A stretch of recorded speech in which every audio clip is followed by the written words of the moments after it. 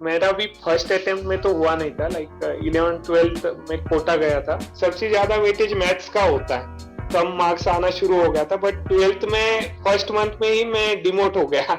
सो hey guys, आज हमारे साथ है Abhishek. So IIT Hyderabad pass out और let's talk with him. Quick introduction. So hi everyone, it's Abhishek from IIT Hyderabad. तो मैं 2016 में ज्वाइन किया था आईआईटी को एज अ सीएससी स्टूडेंट, और अभी 2020 में पास आउट हुआ हूँ। जॉब कर रहा हूँ अभी रिलायंस जियो में एज अ सॉफ्टवेयर इंजीनियर। मेरा भी फर्स्ट अटेम्प्ट में तो हुआ नहीं था, लाइक 11th 12th में कोटा गया था कोचिंग के लिए। तो कोटा का मैंने क्या किया था, लाइक एंट्रेंस एग्जाम दिए थे बंसल और वाइब्रेंट के, ठीक है। तो दोनों में हो गया था मेरा। तो वाइब्रेंट में एक N1 बैच होता है, लाइक ऐसा था वाइब्रेंट का जो स्ट्रक्चर था हमारे टाइम पे, ऐसा था कि P1 बैच थी, P2 बैच थी, एक these two are toppers batch, और उसके बाद 4 हाउसेस थे, लाइक NDCE ऐसे करके। तो मेरा जो था कि हर बैच में फिर 4 बैच होते हैं, N1 N2 N3 N4 ऐसे हर हाउस में, सॉरी। तो फिर मेरा जो है N1 में हो गया था। तो like first my 11th was good, like मैं N1 में टिका रहा। मतलब क्योंकि लाइक समहाउ उस समय मतलब थोड़ा सा मैं करता था, लाइक जो प्रैक्टिस होता है, हाँ, जो उनका क्या होता था, उनका ऐसे होता था, टेस्ट होता था, लाइक हर 2 वीक में एक टेस्ट आ जाता था, और उसका जो परफॉर्मेंस होता है उसके बेसिस पे वो शफलिंग करते थे। तो कोई बच्चे जो है N1 के N2 में जाते थे, N2 के N1 में आते थे, या नीचे भी खिसकते थे, लाइक N1 से N4 आ गए, नहीं तो N1 से कोई P2 जाता था, कोई P1 जाता था। तो ये जो था ना, ये पहले मतलब I was able to cope up with it, because syllabus कम था, और सिलेबस कम था, और पहला इनिशियल सिलेबस था तो इजी भी लग रहा था। बट बाद में जो है फर्क पड़ता है। लाइक बाद में क्या होता है कि जैसे जैसे सिलेबस बढ़ता है, तो वैसे इट विल डिपेंड, लाइक कि आप पिछला वाला सिलेबस ऐसे नहीं कि छोड़ सकते हो। पिछला वाला जो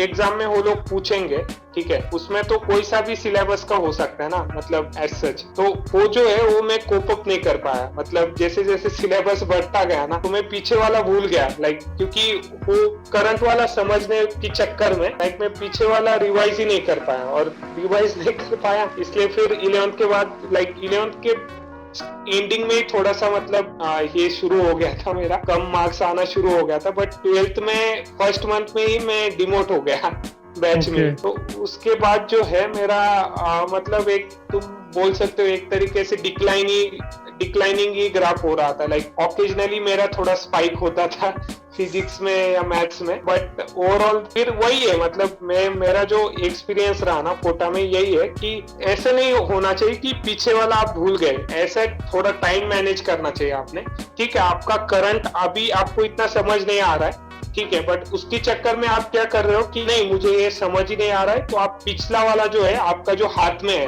मतलब यू आर कॉन्फिडेंट कि भाई इसमें मैं स्कोर कर सकता हूँ, उसका अगर आप रिवाइज नहीं करोगे तो वैसे ही छूट जाएगा। तो ये वो लोग ऐसे क्यों करते हैं, लाइक इंस्टीट्यूट वाले, क्योंकि ये like they think every exam from JEE perspective basically. तो जेई का पर्सपेक्टिव के अकॉर्डिंग किसी भी टॉपिक से कितने भी वेटेज का आ सकता है ना, there is no certainty. Like कुछ टॉपिक होते हैं कि कुछ टॉपिक पढ़ के ही समझ आता है, अच्छा ये इंपॉर्टेंट टॉपिक है, इसमें तो आता ही होगा। बट कभी कभी हुआ क्या है, लाइक जेई ने ही टॉपिक्स का वेटेज इतना बदल दिया है ना, तो इस चक्कर में वो क्या करते हैं, लाइक हमारे जो इंस्टीट्यूट वाले होते थे वो क्या करते थे कि हर एग्जाम में, हर दूसरी एग्जाम में लगभग फुल सिलेबस रखते थे। तो इतने फुल सिलेबस में जो है हम लोग like I will say 70% of students खो ही जाते हैं कि उनको समझ ही नहीं आता है कि भाई क्या करे, आगे वाला करे, पीछे वाले करे, कैसे मैनेज करे। तो वही मतलब all this boils down to your efforts and time management. Basically time management जो है आपका, ऐसे होता क्या है कि किसी को केमिस्ट्री ज्यादा पसंद आ जाती है, तो वो जो है केमिस्ट्री में ज्यादा बह जाता है कि नहीं भाई केमिस्ट्री करना है, मैथ्स तो देख लेंगे। ऐसे सबसे ज्यादा वेटेज मैथ्स का होता है। तो ऐसा नहीं होना चाहिए कि लाइक मैथ्स आपने पूरा ही छोड़ दिया, क्योंकि मैथ्स को अभी भी लाइक इम्पोर्टेंस है। लाइक अगर आप यहाँ पे अगर मैथ्स अच्छा करोगे ना,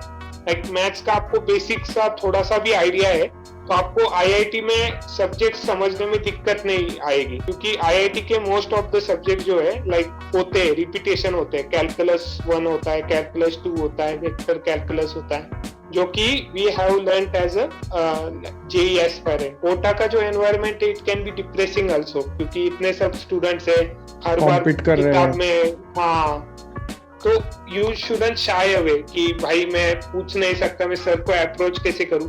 किसी भी सर को अगर आप अप्रोच करोगे, he will suggest you that if you are in some difficulty, like आपको कुछ समझ नहीं आ रहा है, टॉपिक नहीं समझ आ रहा है या कुछ, हाँ ठीक है, एक टीचर ने नहीं सिखाया, एक टीचर ने नहीं बताया, ठीक है, आप दूसरी बैच में जाके भी बैठ सकते हो ना, कोई मना, मतलब थोड़ा बहुत रेस्ट्रिक्शन होता है, but most of them they will allow you to sit in another batch of your favourite teacher. और वहां पे तो ऐसे नहीं है, छोड़ना नहीं है कि भाई ये टॉपिक जो है छोड़ दिया मैंने, ऐसे नहीं है। एक टीचर नहीं बता पाया, आपको समझ नहीं आया, दूसरे की तरफ जाओ, थोड़ा मतलब खुद को ही फोर्स करो। ऐसा बेटर यही होता है कि आप वहां पे कोटा में जाके ही लाइक इसको स्टडी करो, क्योंकि So, वहां पे होता है, एनवायरनमेंट like, होता है। होता है एनवायरमेंट, लाइक हाँ? इट्स ट्रू कि वहाँ कोटा होते में हैं, होता है। पढ़ाई होती क्योंकि है। कोटा में ऐसा है ना कि वहाँ पे अभी आप देखोगे भीड़ काफी होती है, लाइक कि आप देखोगे इतने स्टूडेंट्स है, तो आपके मन में ही अचानक से आ जाता है, नहीं मुझे कुछ करना है, like I have to stand out. ऐसा है, डीएसए के बिना like no company will take you, like कोई सी भी मतलब Okay. वर्ष से वर्ष कंपनी जो है, वो एटलीस्ट एक दो सवाल तो डीएसए से रिलेटेड पूछेगी ही।